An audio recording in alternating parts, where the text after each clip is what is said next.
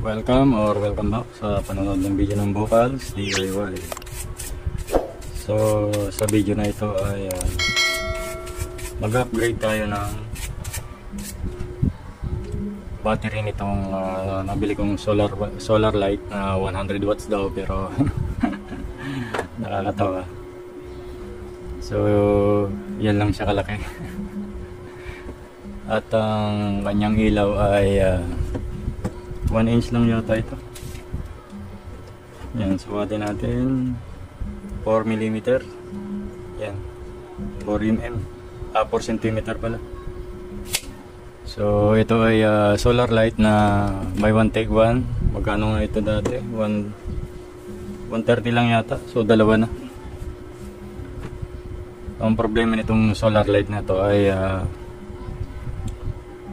isang oras lang kapag nasa high siya. Yung remote na ito, naka-set siya sa high, sa mataas na bright at saka sa low. Kung nasa high siya ay isang oras lang, pero kung nasa low, medyo sabihin natin times 2, 2 oras. So automatic naman siya na nagbubukas kapag wala nang init, madilim na o wala nang init doon sa labas. At kusa siyang mamamatay kapag meron ng liwanag doon sa solar light, yung solar panel doon sa taas sa bubong. So titingnan natin kung paano natin to gagawa ng paraan, kasi ito ang access lang ay dito dito sa harap. So nakadikit ito. At ito ay glass. So titingnan natin kung paano natin bubuksan to. First step, subukan kong lagyan ito ng thinner, kung madidissolve ba yung dikit dito, kasi sinungkit-sungkit ko na ito kanina, matigas talaga. So lalagyan ko siya ng thinner. So susubukan ko munang lagyan ng thinner, paint thinner ito. Kung hindi madali, susubukan ko siya ng lacquer thinner. Yan. At kung hindi madali, susubukan ko siya sa gasolina. So medyo mahaba-haba ito, kaya balik na lang ako kung madali ko siya.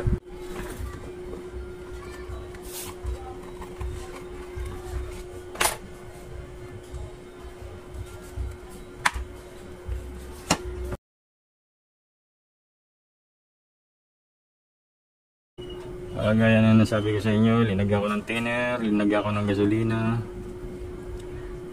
Hindi man lang natinag itong pandikit na ito. Yan. Ano siya? Parang rubber rice po. Yan. Pero matigas siya. Kita niyo naman kanina nung binaklas ko, nanlalaban pa. Ang sa akin lang naman ay ma-preserve sana itong glass. Hanggang sa naisipan ko na lang na gumamit na lang ng heater gun, hot air gun. So bumigay naman siya, ang kaso yung case niya bumigay din. Well, okay lang sa akin, ang importante mabuksan ko siya. At voila, surprise! No wonder why natag isang oras lang yung kanyang inaabot. Ang battery kasi ay yun, super cute. Yan, napakaliit. So ito lang ang laman niya.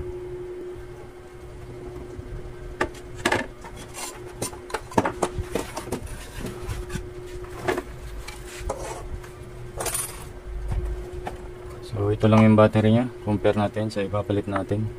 Yan.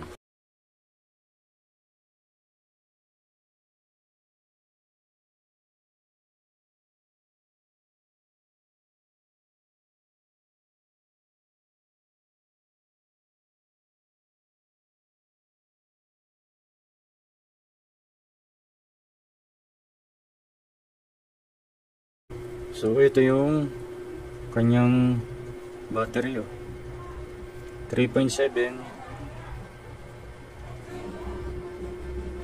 500 milliamps lang. Kung lalagyan ko siya ng ganito,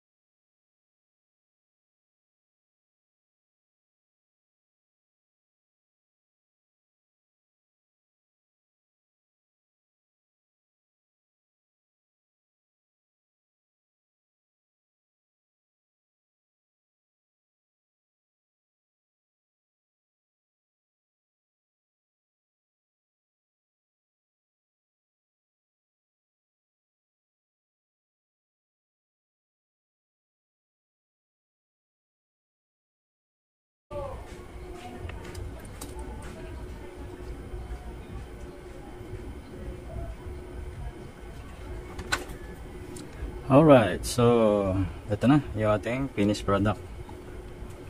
So medyo messy, pero magagamit pa rin. It serves the purpose. Wala eh, kung hindi kasi natin gagawin yun, so useless ito. Mag-iilaw lang siya ng ilang oras at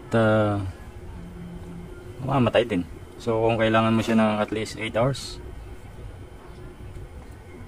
eh di hindi mo siya mapapakinabangan. So ganun ang ginawa natin, nag-upgrade tayo ng battery from 500 watts, 500 milliamps, nag-upgrade tayo ng 4.8. So imagine kung ito ay tumatagal ng 1 hour, yung pinaka bright na, so divided by 500 divided by 4,800, so siyam. So kung ito ay tumatagal ng isang oras, siyam na oras ang itatagal nito. So kahit na ibabad mo siya ng buong magdamag, na hindi naman buong magdamag, kumbaga 9 hours, so abutin pa siya ng liwanag, may charge pa siya, may ilaw pa. So ganun lang. Yan, ayos pa rin. At CR ko naman to linalagay. So hindi niya mauubos yung 9 hours na full charge sa kakapatay sindi. Pagkatapos mag CR, patayin mo. Kapag may mag CR, i-on mo. So palagay ko kaya niya na yung trabaho niya, hindi na siya malulubat. Yan. At meron din akong ginawa niyan, dahil sa dalawa nga ito, yung isa linagay ko sa garahe, so ganun din ang ginawa ko. At yung isa ay dalawang 4.8 na ganito kalalaki, yung kagaya nitong linagay ko rito sa loob nito. So nasira man siya, nawala man sa forma, pero nagawa natin yung gusto natin mangyari, na magdadamag siya, iilaw kung po pwede.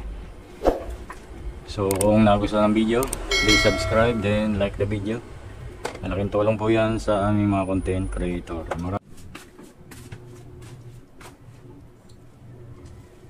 So ayan na siya, charging na. At subukan natin i-power on. Yun o, power on, nasa CR siya. Alright, thank you for watching.